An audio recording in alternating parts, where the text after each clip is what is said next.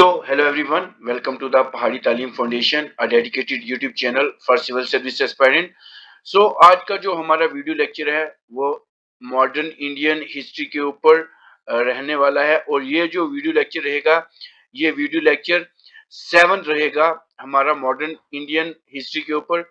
सो जितने भी नए व्यूवर्स हमारे चैनल पे विजिट कर रहे हैं वो हमारे चैनल को सब्सक्राइब कर दें और बेल आइकन को प्रेस करें ताकि नेक्स्ट वीडियो लेक्चर की नोटिफिकेशन आपके पास पहुंचती रहे।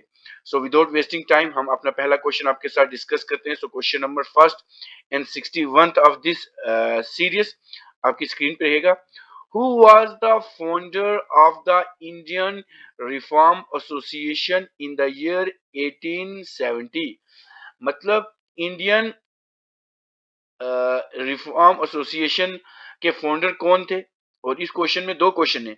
एक तो ये है कि ये इंडियन रिफॉर्म एसोसिएशन कब बनी थी, 1870 को बनी थी, ये आपको याद रखना है। और इस क्वेश्चन की बात करें तो ऑप्शन आपके पास रहेंगे रविंद्रनाथ टैगोर, केशव चंद्र सेन, राम मोहन राय एंड दयानंद सरस्वती।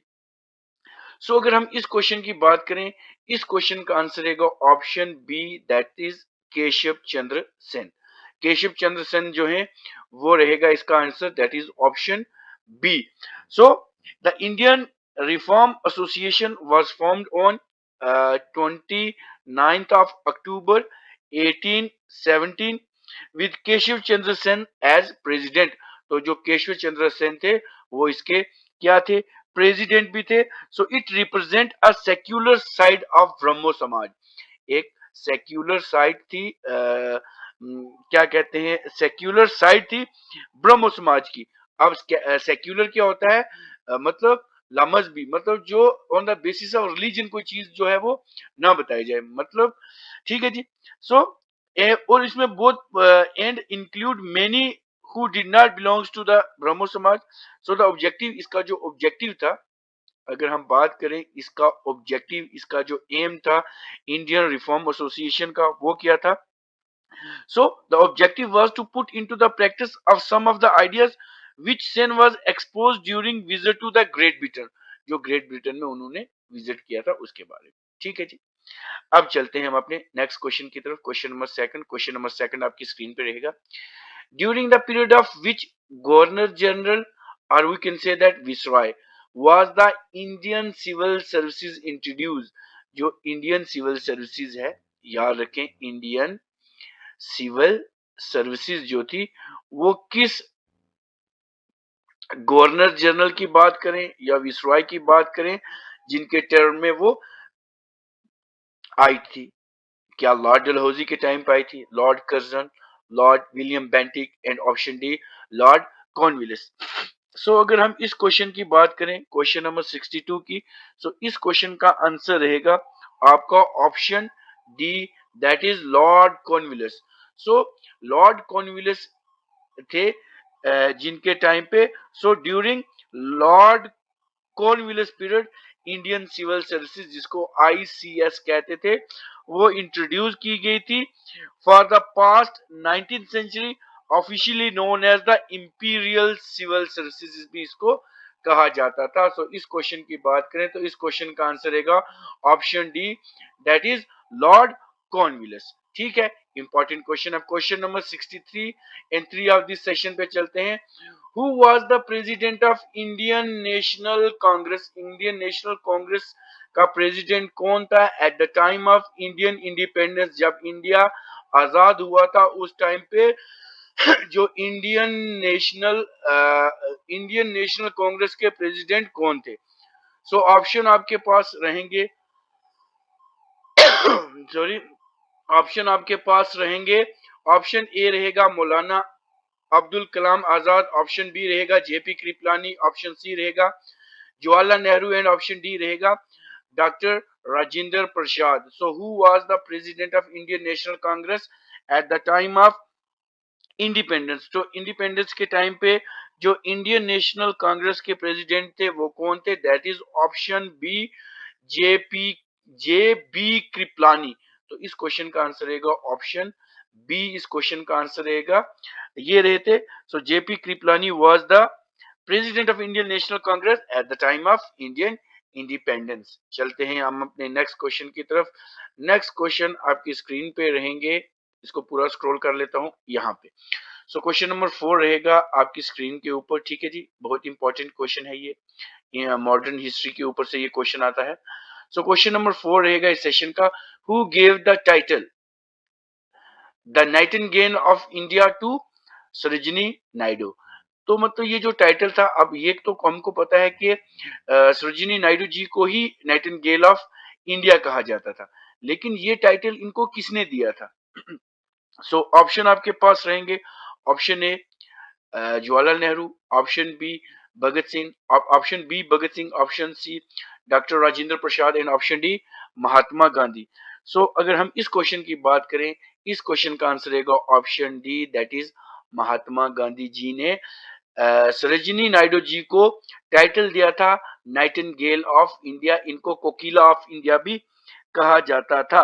याद रखिए, सरोजिनी नायडू जी को ये टाइटल दिया गया था। चलते हैं क्वेश्चन नंबर 5 के ऊपर। क्वेश्चन नंबर 5 आपकी स्क्रीन पे रहेगा, who was responsible for the integration of princely state. Princely state मतलब जो राजा महाराजा रूल कर रहे थे, उसकी इंटीग्रेशन की थी into the Indian union after independence. मतलब जितनी भी प्रिंसली स्टेट थी, जो राजा महाराजाओं के पास स्टेट थी, उनको इंटीग्रेशन किया था। मतलब उन सारी रियासतों को, जो प्रिंसली स्टेट थी, इंडिया के साथ मिलाया गया था, इंडियन यूनियन के साथ मिलाया गया था। आजादी के बाद, इंडिपेंडेंस के बाद, तो वो किसने मिलाया था? सो ऑप्शन ए रहेगा Shri Rajagopalachari, option B Pandit Jawaharlal Nehru, option C Sardar Vallabh Bhai Patel and option D मौलाना अब्दुल कलाम आजाद। सो अगर हम इस क्वेश्चन की बात करें, बहुत इंपॉर्टेंट क्वेश्चन है, काफी बार ये एग्जामिनेशन में अभी आ भी चुका है। सो इस क्वेश्चन की हम बात करेंगे, इस क्वेश्चन का आंसर रहेगा ऑप्शन सी, दैट इज सरदार वल्लभ भाई पटेल। तो सरदार वल्लभ भाई पटेल जो थे, जिन्होंने जितनी भी रियासतें थी राजा महाराजाओं की, वो सारी इंडियन यूनियन के बीच जो थी मिलाई थी।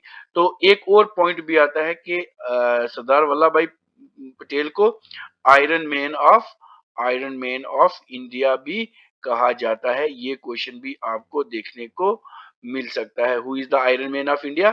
सो आपका आंसर होना चाहिए Sardar Vallabh Bhai Patel. So he was a great freedom activist, also he's a leader of Indian National Congress. So his crucial and most important this integration was integration of princely state into the India।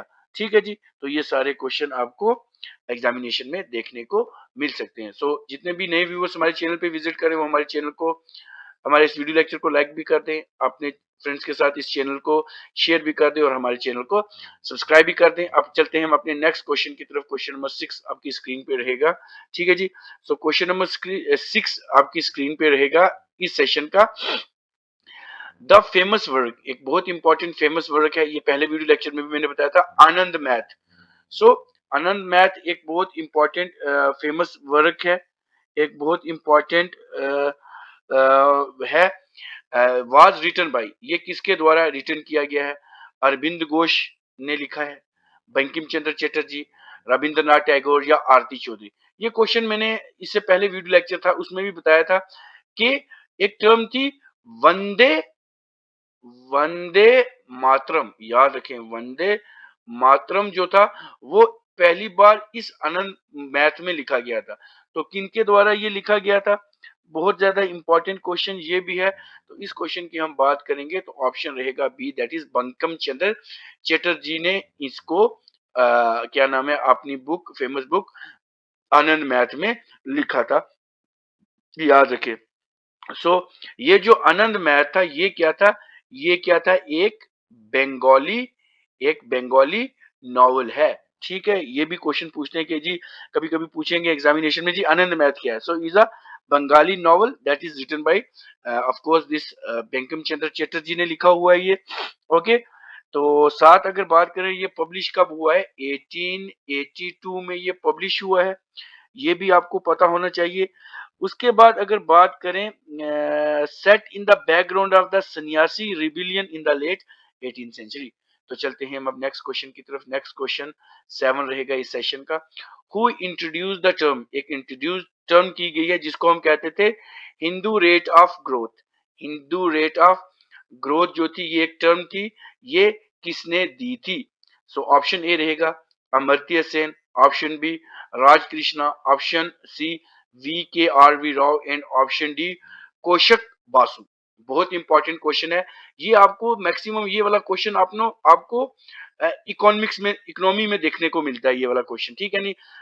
5 year plans में आपको कई बार ये देखने को मिला होगा अगर आप ध्यान से आपने पढ़ा होगा।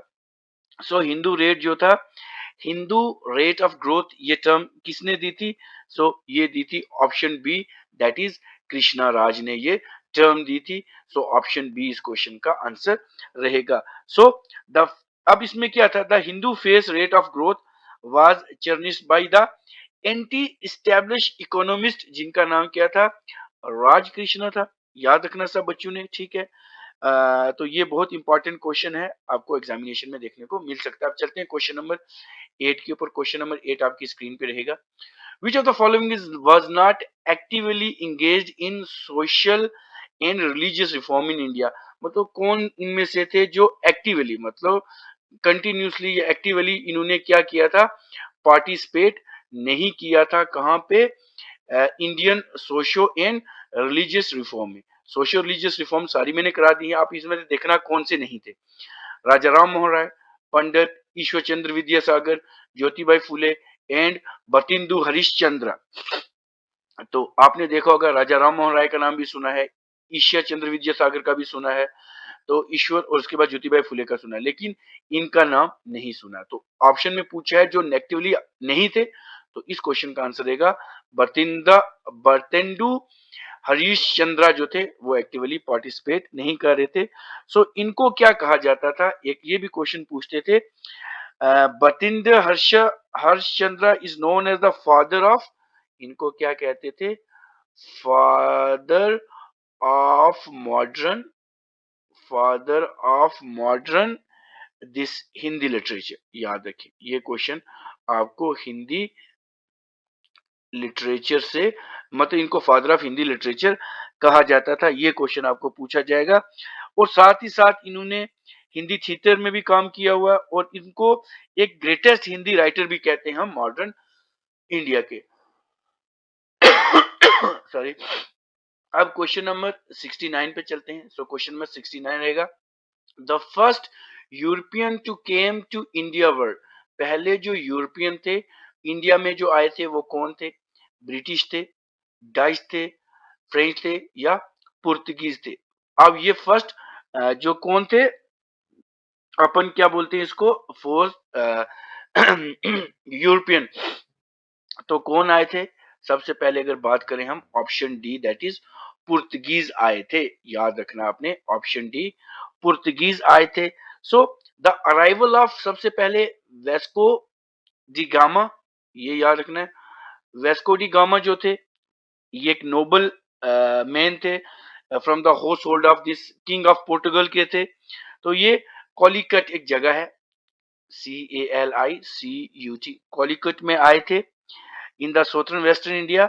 कब आए थे? ये डेट आपको याद रखनी है। यहाँ पे मैं लिख देता हूँ, मई, आई थिंक मई 14 को आए थे ये, ठीक है जी। याद रखना आपने, मई 14 नहीं, ये मई 27 को आए थे, 1498 को आए थे, ये याद रखना है।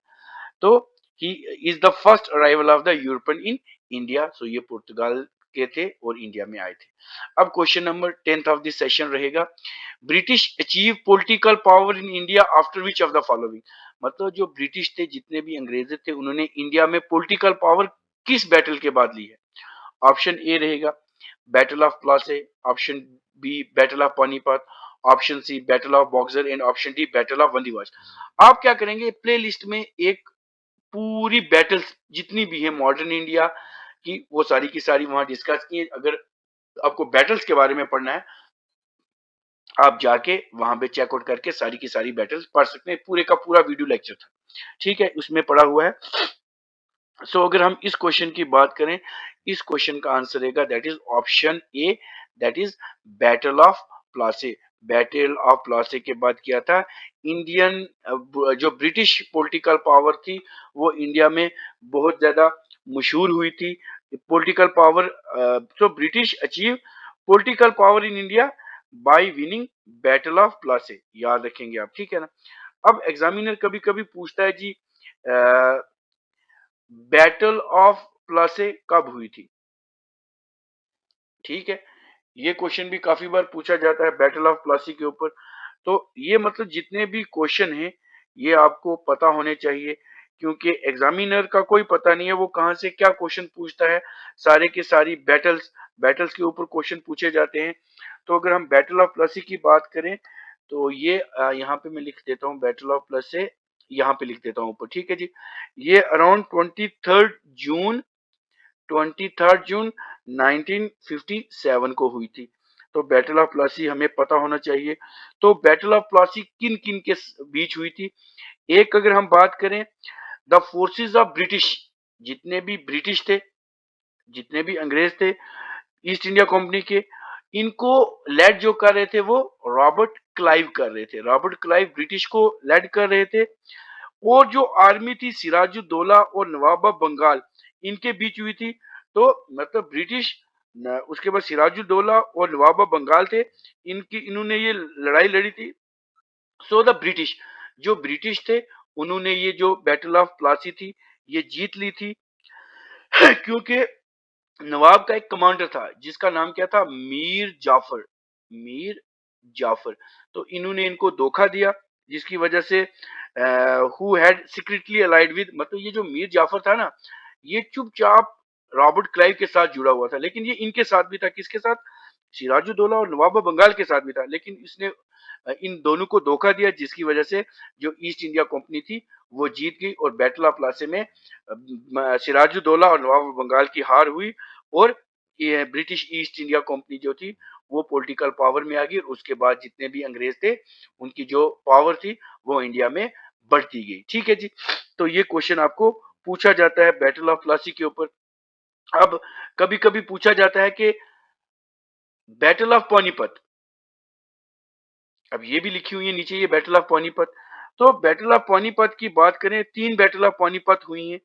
एक, अगर फर्स्ट की बात करूं यहां मैं लिख लेता हूं, ठीक है, ये इस साइड पे, यहाँ पे बैटल ऑफ पानीपत की बात करूं तो फर्स्ट बैटल ऑफ पानीपत पत जो थी वो 1526 में हुई थी। किसके बीच हुई थी, बाबर और इब्राहिम लोदी के बीच हुई थी, याद रखेंगे, ठीक है जी। तो इसमें क्या था, ये हुई थी। उसके बाद एक हुई थी 1556 को हुई थी, सेकंड बैटल ऑफ पानीपत, ये अकबर और हिमू के बीच हुई थी।